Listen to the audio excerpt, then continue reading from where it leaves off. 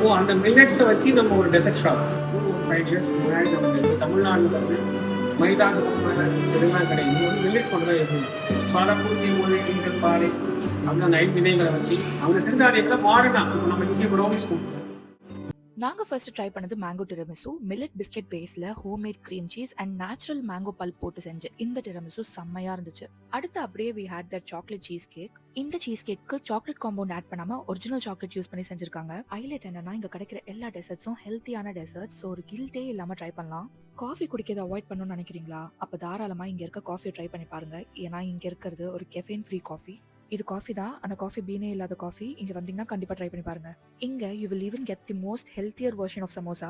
Crispy millet crust and உள்ள sweet potato fillings. 100% maida இல்ல. சமோசாக்கு டிப்பா கொடுத்த டொமேட்டோ சாஸும் ஒரு ஹோம்மேட் டொமேட்டோ சாஸ். ஃபைனலி எந்த ஒரு ஆர்டிஃபிஷியல் கலர்ஸும் இல்லாம சங்கப்பூ வச்சு செஞ்ச மொஹிட்டோ ட்ரை பண்ணினோம், which was so good. இந்த ஸ்பாட்ல இன்டோர் சீட்டிங் மட்டும் இல்லாம ஒரு அழகான அவுட்டோர் சீட்டிங்கும் இருக்கு. அப்புறம் என்ன, ஹெல்த்தியாவும் கில்ட் ஃப்ரீயான ஸ்நாக்ஸ் அண்ட் டெசர்ட் சாப்பிடணும்னு நினைக்கிறவங்க பெரம்பூர் பெரியார் நகர்ல இருக்க தீனி 500 BCக்கு ஒரு விசிட்ட போட்டு நம்ம பேஜையும் ஃபாலோ பண்ணி சப்போர்ட் பண்ணுங்க. பை.